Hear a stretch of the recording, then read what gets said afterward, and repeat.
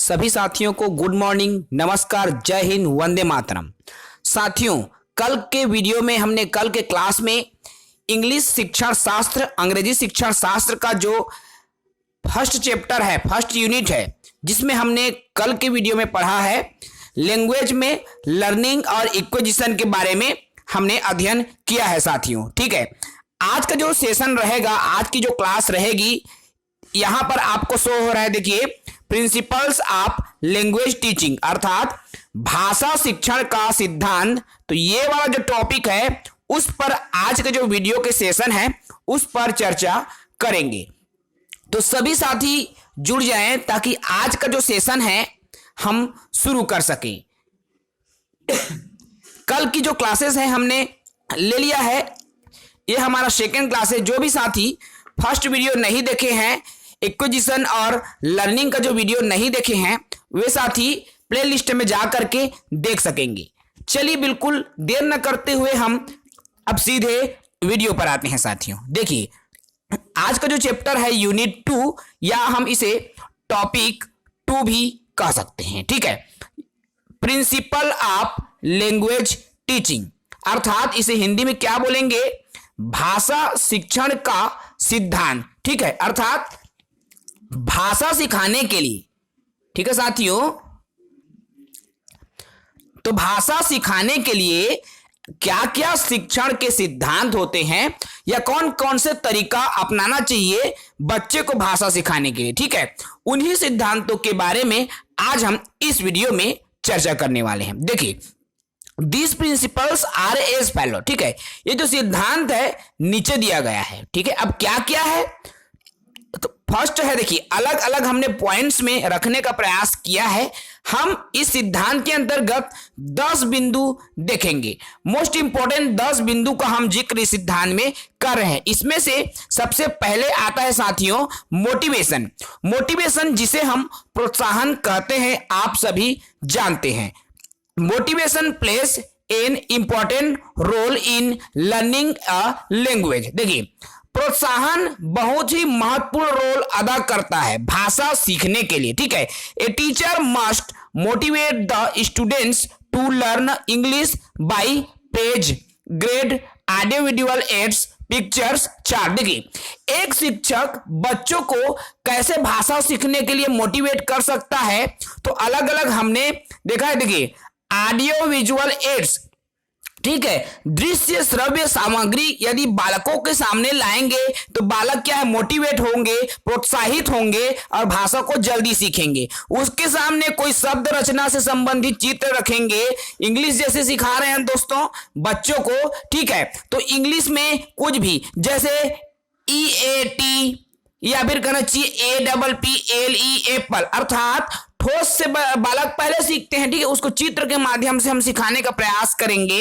इस तरह से क्या करेंगे, उसको मोटिवेट करेंगे। ठीक है साथियों, चार्ट अभी हम उनके सामने ला सकते हैं ताकि बच्चे मोटिवेट हो। स्टोरी सुना करके, सिंगिंग के माध्यम से भी हम उसको मोटिवेट कर सकते हैं। ठीक है, मोटिवेट करना सबसे ज्यादा जरूरी है। देखिए, किसी भी भाषा को सीखने के लिए बच्चा स्वयं प्रोत्साहित ना हो, स्वयं मोटिवेट ना हो, तो भाषा क्या सीख पाएगा, कतई नहीं। ठीक है, ये वही चीजें हैं, आपने बाल विकास में पढ़ा होगा साथियों, तत्परता का नियम है ना।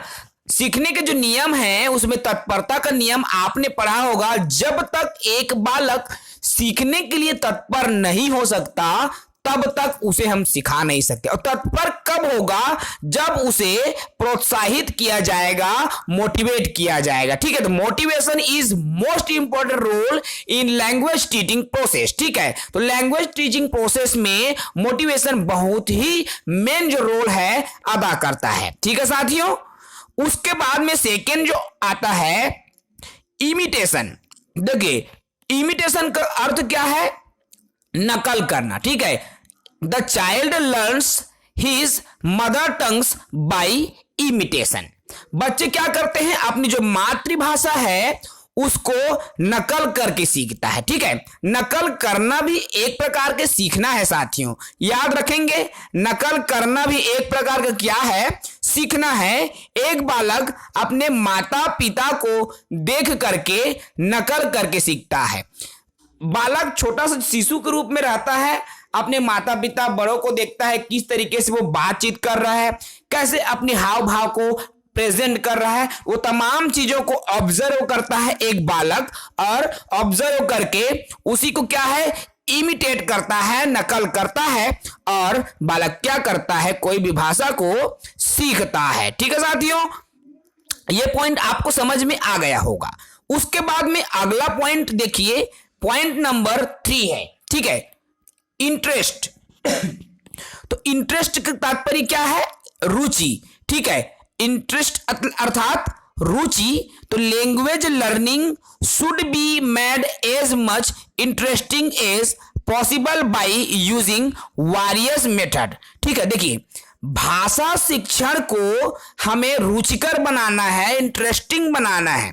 तो वह इंटरेस्टिंग बनेगा कैसे? ठीक है, तो यूजिंग वेरियस मेथड, भिन्न भिन्न प्रकार की यदि हम विधियों का प्रयोग करके बालकों को भाषा सिखाएंगे, तभी वो क्या होगा, रुचि बालक में आएंगे। ठीक है, रुचि का सिद्धांत भी आपने पढ़ा होगा, सीखने के जो सिद्धांत, सीखने के नियम है उसमें। ठीक है, जब तक आप बालकों में रुचि जागृत नहीं करेंगे साथियों, जब तक आप बालकों में इंटरेस्ट नहीं लाएंगे, तब तक क्या है, बालक उस विषय में, उस लैंग्वेज में रुचि नहीं ले पाएगा। ठीक है, तो सबसे ज्यादा जरूरी है रुचि लाना।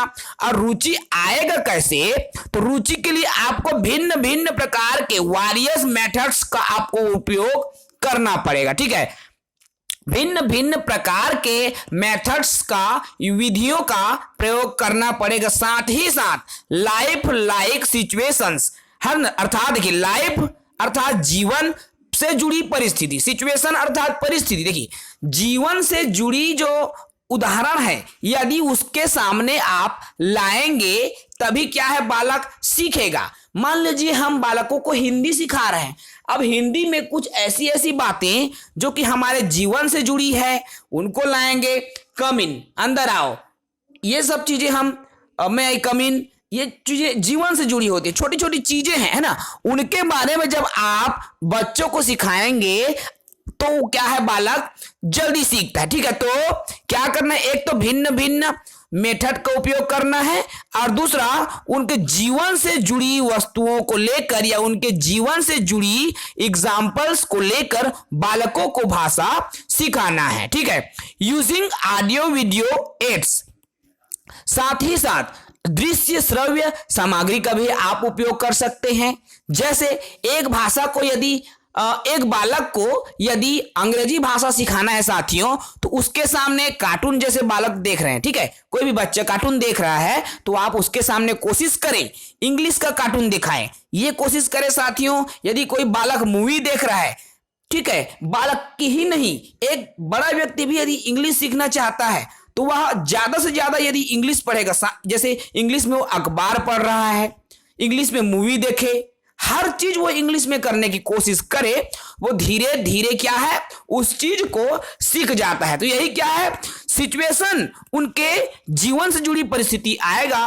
ऑडियो विजुअल जो एड्स है, जैसे कार्टून हो गया, वीडियो हो गया, ऑडियो हो गया, टेप रिकॉर्डर हो गया, उनका जब उपयोग करके बालक सीखता है तो उसमें क्या है, बालक में रुचि भी आती है और बालक बेहतर तरीके से सीखता है। ठीक है साथियों, अगला पॉइंट देखिए, चौथा पॉइंट क्या है, कोरिलेशन।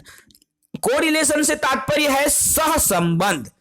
अब ये सहसंबंध कैसे स्थापित करना है भाषा सीखने के लिए? देखिए, while teaching the subject matter should be related to real life। ठीक है, देखिए उसके वास्तविक जीवन से जुड़ा हुआ हो तब वो भाषा बेहतर सीखती है। ठीक है, यह भी एक सिद्धांत है भाषा शिक्षण का। बच्चे को भाषा सिखा रहे हैं तो उनके जो रियल लाइफ है, रियल लाइफ अर्थात वास्तविक जीवन है ना, उसको वास्तविक जीवन से जोड़ने का प्रयास करना है। अब वास्तविक जीवन से कैसे जोड़ेंगे? तो सामान्य बोलचाल में बालक अपने जीवन में कौन कौन से शब्द का उपयोग करता है, ठीक है, उसी को कोशिश करें। छोटी छोटी जो वर्ड्स हैं उसको आप इंग्लिश में बोलने की कोशिश करें, ताकि वो वास्तविक जीवन में उनका धीरे धीरे उपयोग करना सीखे। और धीरे धीरे वही उपयोग हमने इसके पूर्व क्लास में पढ़ा है साथियों। छोटी छोटी इकाइयां, छोटी छोटी शब्द जो है मिल करके एक बड़ी अवधारणा बना लेती है। वैसे ही छोटी छोटी जो जीवन से जुड़ी मीनिंग्स हम लेंगे, एग्जाम्पल्स लेंगे, छोटे छोटे शब्द हम बालकों को बताते चलेंगे, तो वह क्या है, एक बड़ी अवधारणा बना लेगा और भाषा क्या है, बालक सीखेगा। ठीक है, तो इस तरह से क्या है, किसी भी भाषा को सिखा रहे हैं तो उनको उनके जीवन से क्या करना है, कोरिलेट करना है, सहसंबंध स्थापित करना है उनके रियल लाइफ से। क्लियर है? चौथा पॉइंट समझ में आ गया होगा साथियों। पांचवा पॉइंट्स की तरफ हम बढ़े तो देखिए, एक्यूरेसी। एक्यूरेसी, एक्यूरेट सुने होंगे नाम, एक्यूरेट। अब एक्यूरेट मतलब क्या है, ये शुद्धता की बात करता है। ठीक है, शुद्धता की बात कैसे करते हैं, देखिए इसको सिद्धांत को भी समझिए। The principle of leads to correct pronunciation, spelling, structure and accurate logical expression. ठीक है, कहता क्या है, द प्रिंसिपल, ये जो सिद्धांत है क्या बताता है, लीड्स ऑफ करेक्ट प्रोनाउंसिएशन। देखिए प्रोनाउंसिएशन करना मतलब उच्चारण करना, उच्चारण में भी शुद्धता बहुत जरूरी। ठीक है, मान लीजिए एक टीचर कोई भी वर्ड को बोलता है, ठीक है, और उसको उच्चारण ही गलत तरीके से कर रहा है। मान लीजिए एक कहना चाहिए शिक्षक बोल रहा है कम्युनिकेशन, कम्युनिकेशन, अगर गलत तरीके से उच्चारण करेगा साथियों तो क्या है, बालक भी उसको वही चीज पढ़ेगा। ठीक है, जैसा हम बालकों को स्टार्ट में उच्चारण करके बताएंगे, बालक सुन के वही चीजें उच्चारण करेगा। ठीक है, इसीलिए क्या है, प्रोनाउंसिएशन पर, उच्चारण पर विशेष ध्यान देना है, अर्थात करेक्ट प्रोनाउंसिएशन जरूरी है। शुद्ध उच्चारण के साथ में बोलना बेहद जरूरी है। दूसरी बात क्या है इसमें, देखिए स्पेलिंग। अब स्पेलिंग भी त्रुटि ना हो।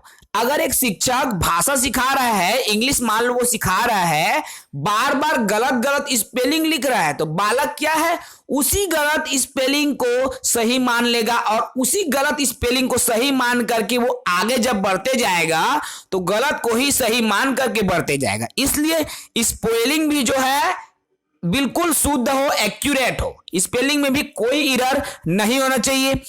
इंग्लिश के लिए यदि हम कोई स्ट्रक्चर भी बता रहे हैं साथियों, तो स्ट्रक्चर भी बिल्कुल एक्यूरेट हो। कोई भी स्ट्रक्चर अर्थात कोई भी हम नियम बता रहे हैं तो वो हर चीजें बिल्कुल कहना चाहिए साथियों शुद्ध हो, तभी क्या है, एक बालक शुद्ध तरीके से सीखेगा, बिना गलती के वो सीखेगा और सुधार भी कम होता है। ठीक है, एक्यूरेट लॉजिकल एक्सप्रेशन। देखिए जब एक शिक्षक किसी भी बात को बोलते हुए एक्सप्रेस करता है, वो एक्सप्रेशन भी लॉजिकल होना चाहिए। ठीक है, वो बात करने के तरीके भी लॉजिकल होना चाहिए। सामने वाला को वो जब प्रोनाउंसिएट कर रहा है तो वो चीजें समझ में आनी चाहिए। ठीक है, तो इस तरीके से क्या है, शुद्धता बहुत ही जरूरी है, एक्यूरेसी बहुत ही जरूरी है।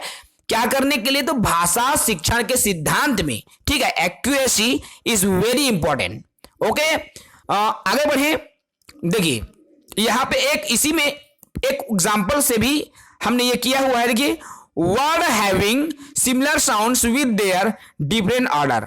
देखिए कभी कभी होता क्या है, हूबहू जो ध्वनियां निकलती है कुछ भी चीजें से, है ना, तो उसको भी आपको ध्यान देना है। जैसे सा एस से भी यहां क्या बन रहा है, स बन रहा है साथियों, और एस एच से भी क्या बन रहा है, सा। लेकिन यहां स का अंतर क्या है, एक में क्या बन रहा है, सरोता का सा बन रहा है, और एक में क्या है, सलजम का सा बन रहा है। ठीक है, तो ये यहां पर आपको उच्चारण पर भी विशेष ध्यान देना है। उच्चारण और स्पेलिंग दोनों चीजें इंपॉर्टेंट है। ठीक है, तो ये शुद्धता के लिए बेहद जरूरी है। ओके, छठवां बिंदु पर हम आए तो देखिए छठवां बिंदु क्या कहता है, पर्पस। पर्पस मतलब उद्देश्य होता है। ठीक है, पीपल में लर्न सेकंड या third language for different purpose. देखिए एक व्यक्ति दूसरी या तीसरी भाषा को डिफरेंस पर्पस, भिन्न उद्देश्यों के लिए सीखता है। ठीक है, क्या क्या उद्देश्य हो सकते हैं? देखिए, कोई भी व्यक्ति यदि भाषा को सीखता है, मान लीजिए मैं छत्तीसगढ़ी भाषा सीख रहा हूं, मैं छत्तीसगढ़ी तो जन्म से जानता हूं। ठीक है दोस्तों, जन्म लेता हूं, मुझे माहौल मिलता है, मैं सीख जाता हूं। अब मुझे द्वितीय भाषा सीखना है, हिंदी भाषा सीखना है या अंग्रेजी, क्योंकि आज के डेट में अंग्रेजी बहुत जरूरी है साथियों। तो अंग्रेजी सीखने का क्या क्या उद्देश्य हो सकता है? देखिए, इसको हमने एग्जाम्पल के रूप में रखने का प्रयास किया हुआ है 6वां पॉइंट में। कॉमर्शियल अर्थात व्यावसायिक। मान लीजिए आप छत्तीसगढ़ के हैं, किसी बिजनेस में काम करते हैं, अब आपको जाना पड़ गया किसी विदेश में या दिल्ली मुंबई बड़ी सिटीज में जाना पड़ गया। मान लीजिए आपको तमिलनाडु जाना पड़ गया, है ना।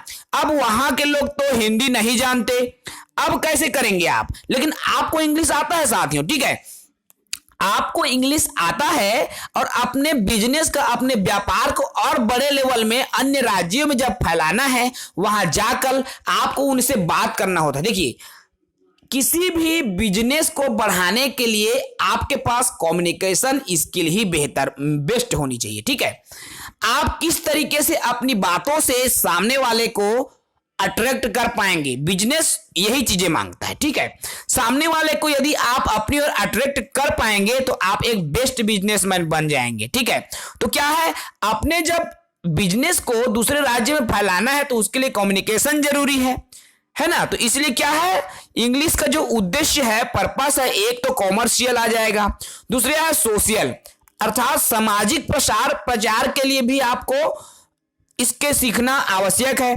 ठीक है, मान लीजिए आप छत्तीसगढ़ की संस्कृति को विदेश में बताना चाहते हैं। ठीक है, संस्कृत के हमारा छत्तीसगढ़ की जो कल्चर है, संस्कृति है, रीति रिवाज है, यदि आपको विदेश में बताना है तो क्या आप विदेश में जाकर हिंदी में कन्वर्सेशन करेंगे, बातचीत करेंगे तो विदेश के लोग समझेंगे क्या?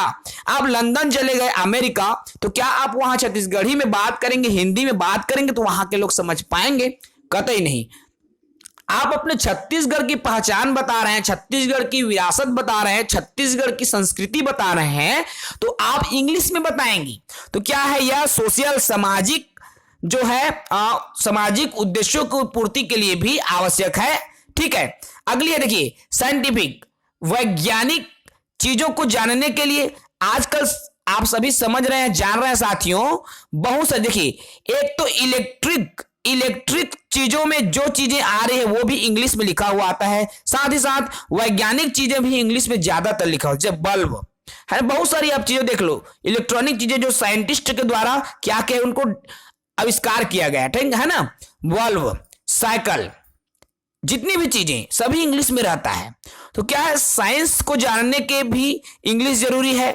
यदि आपको हायर एजुकेशन लेना है, एकेडमिक, देखिए, यदि आपको हायर एजुकेशन लेना है साथियों, ठीक है, आपको यदि हायर एजुकेशन लेना है तो उसके लिए भी इंग्लिश बेहद जरूरी है। मान लीजिए आप इंजीनियरिंग करना चाहते हैं, ठीक है, अब इंजीनियरिंग की जो लैंग्वेज है वो इंग्लिश है, तो इंग्लिश सीखना बेहद जरूरी है आपको। मान लीजिए आप एमबीबीएस की पढ़ाई करना चाह रहे हैं, ठीक है, एमबीबीएस की पढ़ाई करना चाह रहे हैं, उसके लिए भी आपको इंग्लिश आनी चाहिए। मान लीजिए आप अन्य कॉलेज में ग्रेजुएशन करना चाह रहे हैं, आप जहां पर लैंग्वेज इंग्लिश है तो वहां के लिए आपको इंग्लिश सीखना बेहद जरूरी है। ठीक है, तो इस तरीके से क्या है, यह एकेडमिक जो कमी है उसको भी पूरा करता है इंग्लिश। ठीक है दोस्तों, ये छठवां पॉइंट, पर्पस अर्थात अंग्रेजी शिक्षण के क्या उद्देश्य है, भाषा शिक्षण के क्या उद्देश्य है, ये चीजें आपको समझ में आया होगा। सातवां पॉइंट्स की तरफ हम बढ़े तो देखिए, सातवां क्या है, हैबिट फॉर्मेशन। हैबिट मतलब होता है आदत और हैबिट फॉर्मेशंस का मतलब होता है आदत निर्माण। तो देखिए, it is a process during which various language habits are formed, therefore LSRW। देखिए, आपको आदत बनाना बेहद जरूरी है। भाषा को सीखने के लिए आदत का निर्माण करना बहुत जरूरी है। ठीक है, आदत तो होनी चाहिए, लेकिन एक कहना चाहिए नियम होती है। किसी भी भाषा को सीखने के लिए एक नियम होती है, उसी नियम के आधार पर आपको सीखना होगा। देखिए, यहां पर हमने रखा हुआ है LSRW, RW। एस का अर्थ होता है लिसनिंग और एस का अर्थ होता है स्पीकिंग, आर का अर्थ है रीडिंग और डब्ल्यू का अर्थ है राइटिंग। ठीक है, तो LSRW। यदि एक बालक मान लीजिए भाषा सीख रहा है, ठीक है, जैसे मैंने छत्तीसगढ़ी सीखा, आपने छत्तीसगढ़ी सीखा, हम सब ने छत्तीसगढ़ी सीखा। कैसे सीखा? सबसे पहले हम शिशु थे, एल किया। एल क्या है? लिसनिंग। लिसनिंग मतलब सुनना। सबसे पहले हमने भाषा को सुना, ठीक है, अपने माता पिता बोल रहे थे, हमारे दादा दादी बोल रहे थे, जब हम घर से बाहर निकले समाज के लोग बोल रहे थे, परिवार के लोग बोल रहे थे, तो हमने क्या किया? उसको पहले सुना। ठीक है, इसीलिए सबसे पहले में आता है लिसनिंग। ठीक है, पहले हमने सुना, अब उसके बाद हमने क्या किया? एक एक करके आप चीजों को समझिए, ठीक है ना, तो आपको वो चीजें बेहतर तरीके से समझ में आएंगी। देखिए, हम पहले क्या किए साथियों? सुना।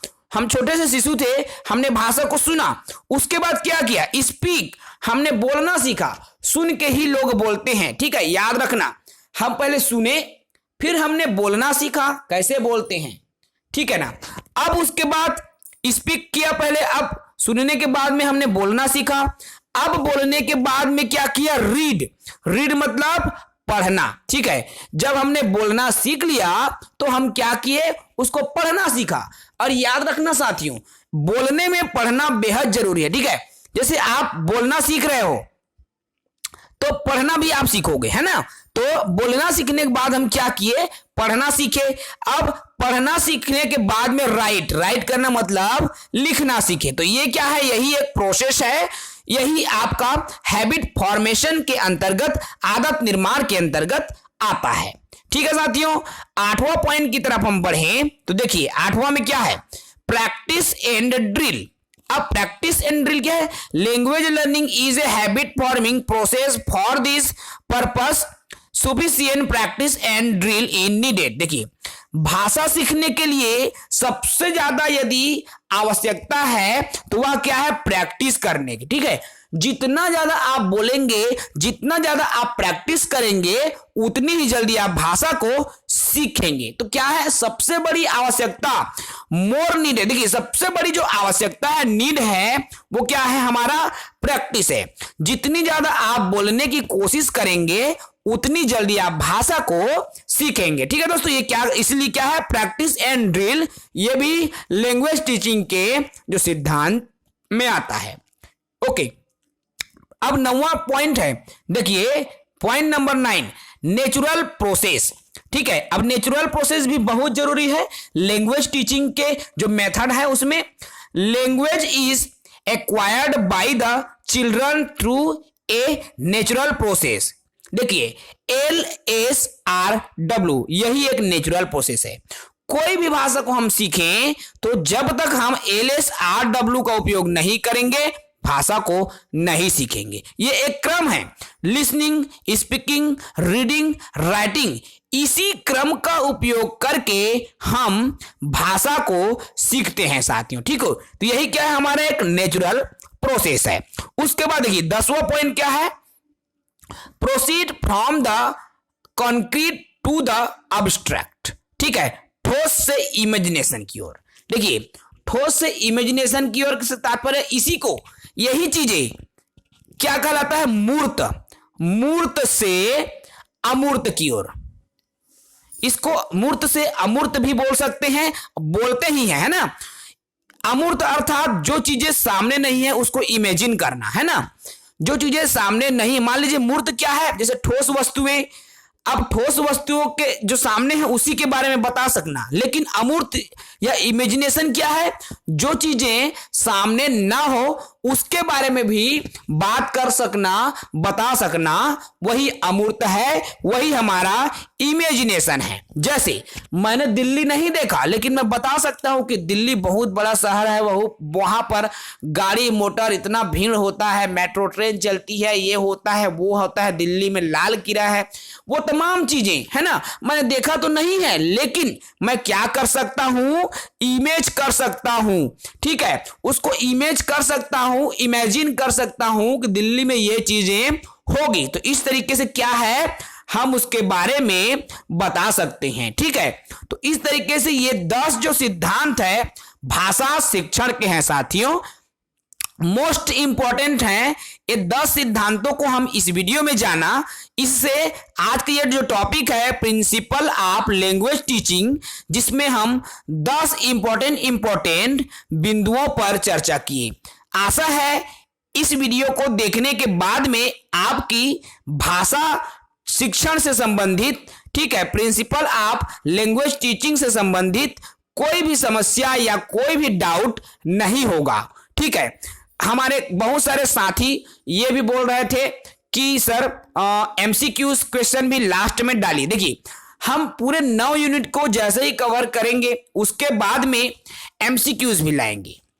ठीक है साथियों, दूसरी बात, हमने जो नोट्स बनाया हुआ है उसमें से 300 एमसीक्यूज भी डाला हुआ था। उसमें से कुछ एमसीक्यूज के जो आंसर है उसमें एरर आ रहा है, मतलब गलत आंसर आया है। देखिए साथियों, हमने वो जो क्वेश्चन है, ठीक है, दूसरे एमसीक्यूज से ले लिया था। हमने उस पर ज्यादा ये नहीं किया था क्योंकि हमने थ्योरी पर बनाने में ज्यादा ध्यान दिया था। उसके लिए हम सभी साथियों से माफी चाहेंगे।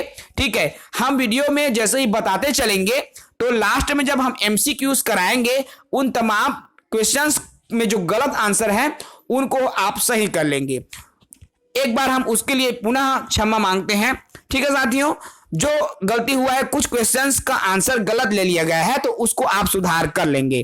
ठीक है, ये अंग्रेजी शिक्षण शास्त्र बिल्कुल हिंदी में भी हमने इसको रखा हुआ है।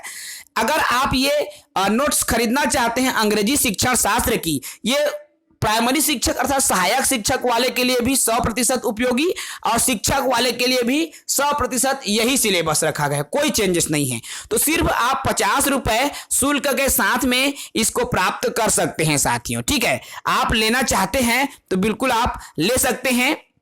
तो ये तो सेकंड यूनिट है साथियों, इस सेकंड यूनिट को हमने पूरा कवर कर दिया है। फिर कल के जो सेशन में तीसरा यूनिट पर चर्चा करेंगे। ठीक है, तो आज के वीडियो में इतना ही। जय हिंद।